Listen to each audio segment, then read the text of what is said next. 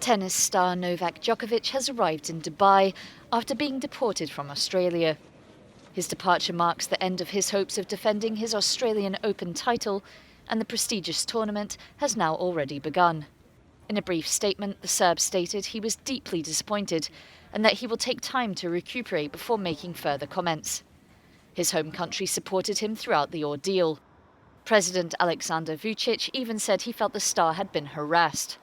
Messages of support were put on a giant illuminated billboard in Belgrade. The 11-day saga saw the unvaccinated player's visa revoked, reinstated, then revoked again by Immigration Minister Alex Hawke. In the end, 3 judges unanimously upheld the decision to cancel Djokovic's visa because his presence might risk civil unrest by stoking anti-vaccination sentiment.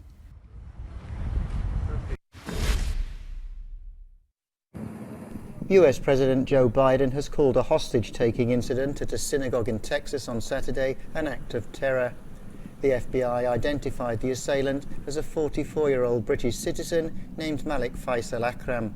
The incident lasted 12 hours until he was shot dead and all 4 victims were released unhurt. This was an act of terror. This was an act of terror, and it not only was related to someone who had been arrested, I might add, 15 years ago and been in jail for 10 years. The idea that it was something new. They did just a great job.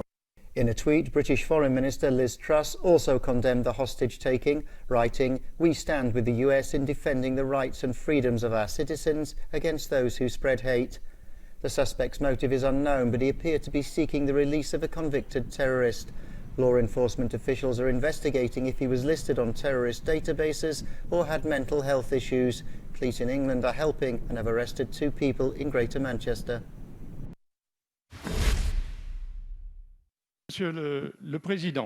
No vaccine, no cafe. French lawmakers have swept a controversial bill through Parliament introducing the vaccine pass. After much resistance from both the left and the right, 215 deputies out of a total 280 voted in favour of the measure. From Monday, unvaccinated people over the age of 60 in Greece will need to pay a fine every month. The decision comes as the country's public health system struggles to cope with an increase in cases. However, the lack of available appointments have left some people feeling frustrated. This man says, "I booked an appointment on the 11th of January in order to get vaccinated, but the authorities only offered me an appointment from the 31st of January. Why didn't they give me an appointment earlier? It's not my fault, but now they say I should pay a fine. Why?" Austria will become the first European country to make COVID-19 vaccinations compulsory for all adults from February. The newly appointed Chancellor, Karl Nehammer, says it's a sensitive subject, but those who don't comply will face a hefty fine. There will be an introductory phase to give people the opportunity to be vaccinated, to be convinced.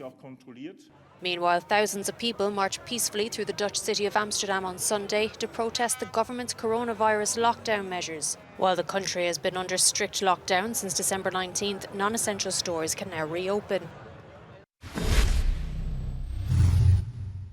France's parliaments voted to transform the current COVID health pass into a vaccine pass.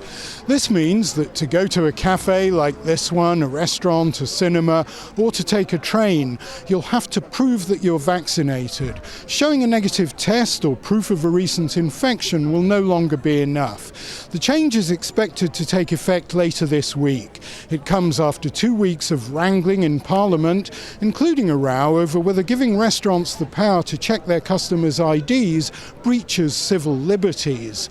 And all of this is happening as the current health passes are beginning to expire for people who haven't had booster jabs. Thousands of demonstrators marched against the vaccine pass across the country on Saturday, but their numbers were far smaller than they were the previous weekend. More than 9 in 10 adults in France are vaccinated, but there's still a surge in infections, although the Omicron variant appears less dangerous. Many of those in hospital are unvaccinated. Former President Petro Poroshenko is heading back to Ukraine despite facing charges of high treason in the country. Poroshenko said Sunday that he is returning to fight those charges, even though he views them as politically motivated. Poroshenko was defeated by current President Volodymyr Zelensky in 2019 after 5 years in office. At a news conference in Warsaw, hours before his flight to Kiev, he said he feels confident he won't be arrested. If you ask me if I will be arrested, definitely not. Not because I'm so confident, because I have absolutely zero reason for that.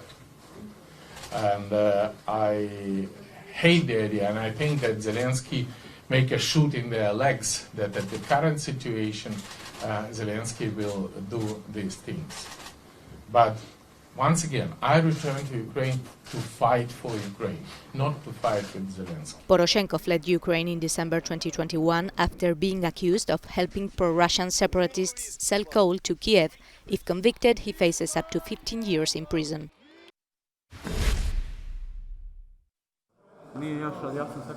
Serbia's bid to join the European Union has moved a step closer after a referendum-backed constitutional amendments required for admission to the bloc.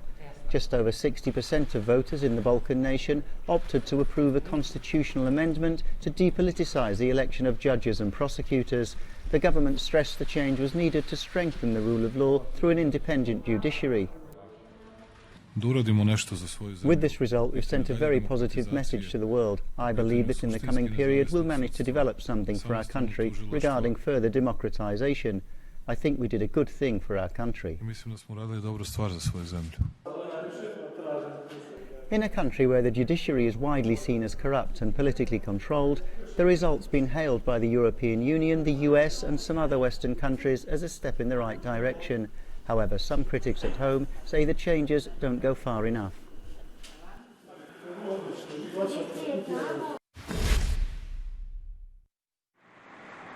Stricken fishing boats in New Zealand and Japan are testimony to the force of the tsunami wave that hit the Pacific on Saturday, but the extent of the damage on the island of Tonga remains unclear because of communication difficulties.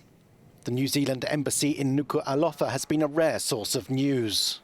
Official damage assessments are not yet available. However, our High Commission in Tonga advised the tsunami has had a significant impact on the foreshore on the northern side of Nuku'alofa, with boats and large boulders washed ashore. Shops along the coast have been damaged and a significant clean-up will be needed. Volcanic dust from the undersea eruption has reportedly polluted the water supply on Tonga, which was hit by waves of around 80 centimetres. The island's only internet connection runs underwater to Fiji and has been lost.